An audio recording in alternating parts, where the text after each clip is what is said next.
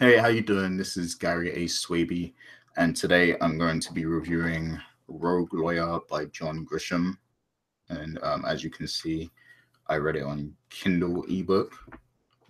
Now, I didn't know what to expect when I picked this book up, but I actually ended up really enjoying it. I saw that it had mixed reviews and stuff, but I liked it. Um, and one of the things I like about John Grisham's books is that they're really grounded in reality and they're easy reads, but they offer up a lot of food for thought. They give you a lot to think about, and they're usually pretty engrossing while you are reading them. They don't always have great endings, but they are good to read. They get you locked in, while you're actually reading the book and everything. They're very captivating, I think. So Rogue Lawyer. So the book actually follows the life of Sebastian Rudd, who's a lawyer, and he's the type of lawyer who takes on a lot of clients that people usually wouldn't touch because they're worried about their reputation as a lawyer and everything like that. But Sebastian Rudd isn't afraid to represent these types of clients. Now it opens up with an introductory kind of case where he has to defend this man called Gardy. I don't know his full name, but Gardy is his surname, I believe. And he's been accused of killing two young girls. And Sebastian Rudd, he kind of sees what's going on with Gardy's case, and it's a case of the police has arrested him because he was the most likely suspect at the time. And the police chief and everyone have gone on TV and they've said that Gardy, they've arrested Gardy, he's the suspect. And now because of that, the whole town hates this man Gardy. Everybody's getting on his case. The news is reporting about him. There's basically the whole town is kind of against this man now. Even without him being confirmed as the actual murderer, the whole town is against this man. So now, the police department and the prosecution on the case, they kind of don't want to backpedal now because, now it seems it makes them look incompetent if they backpedal and then say that they've got the wrong man.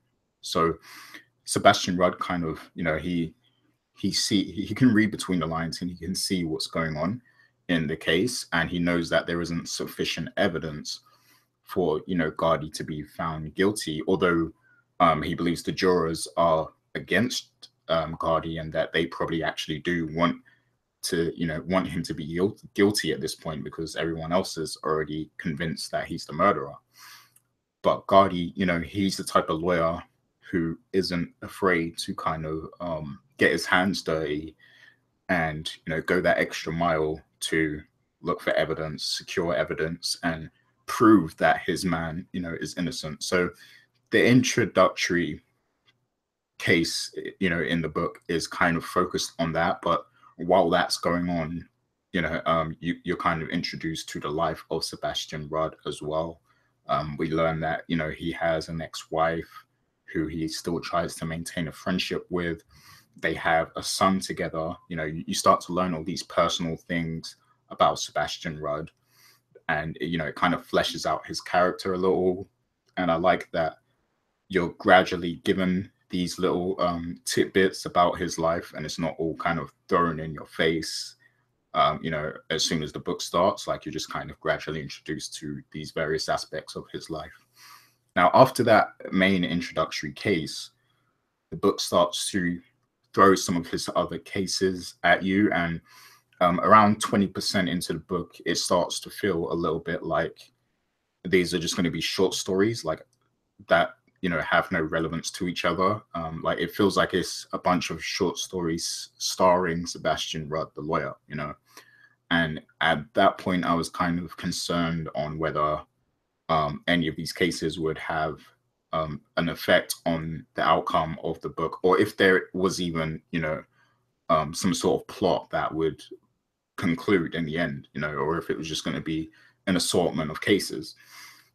But eventually, all the different cases that they introduce you to, they actually do start being relevant to the outcome of the book. They all kind of intermingle and intertwine a little bit. And yeah, it's a satisfying ending, I will say. It is fairly open, it's not like fully conclusive or anything. It's kind of open, and it allows you to imagine what might be next for Sebastian Rudd after, the end and everything. And imagination is something I like about John Grisham's books as well. Like the fact that you can imagine certain things, because he's not a very descriptive writer, in the sense that in the scenes of his book, he doesn't spend a lot of time describing things, because the scenes are very dialogue driven, I would say. But he has this ability, John Grisham has this ability to plant images in my head. Like I can visualize the entire scene playing out as if it's a TV show. And that's something I really like about Grisham's work as well, because he's not one of those complicated writers who use fancy words and fancy descriptions and all that stuff. I mean, I'm not saying he's a simple writer either. He's not simple with his writing. His words are perfectly placed. Like you can tell he's a very good writer. Let's just say that he's a very good writer.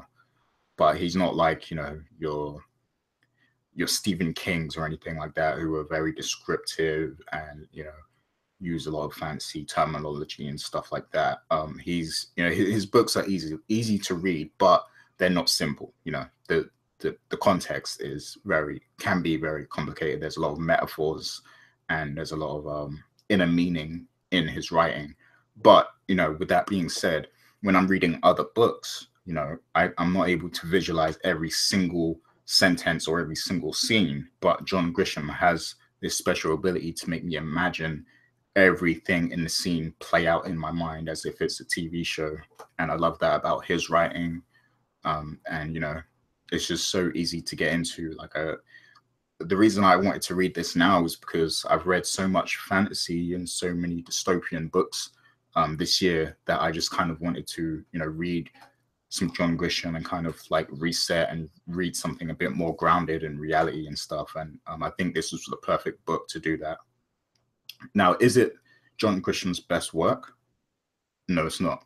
I feel like if you want to get into John Grisham's work, which his books are usually all about, legal people. They're legal thrillers, So all of his books are about someone who's in a legal field or profession.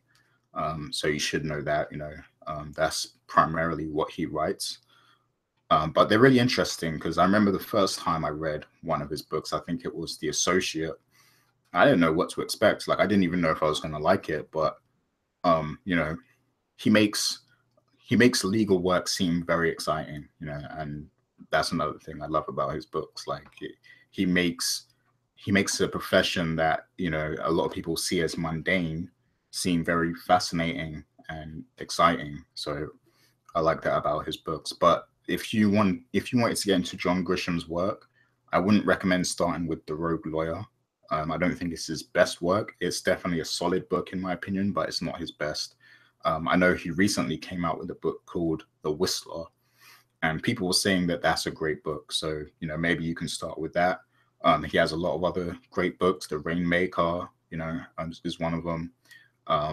Street Lawyer is another one that I read. Now, he has a lot of other well-reviewed books out there that you can go check out if you're a first-time Grisham reader. So I wouldn't start with Rogue Lawyer, but there's nothing wrong with Rogue Lawyer. If you're going on holiday, if you're going on a trip and you just need like a quick and easy read, I would definitely recommend this book for sure. But yeah, that's my review of Rogue Lawyer right there. Let me know, do me a favor. My Goodreads link is in the description box. So click on my Goodreads link, add me on there if you have Goodreads, but check what I've been reading, and all the books that I have read, and let me know which ones you would like to see me review on camera, because I am looking to get into BookTube a little bit and review some books more. It's definitely something I want to get into a lot more. So definitely do that. Follow me on Twitter, and Facebook and everywhere else that you find me. I love talking about books, so definitely do that. But for now, See you later, people.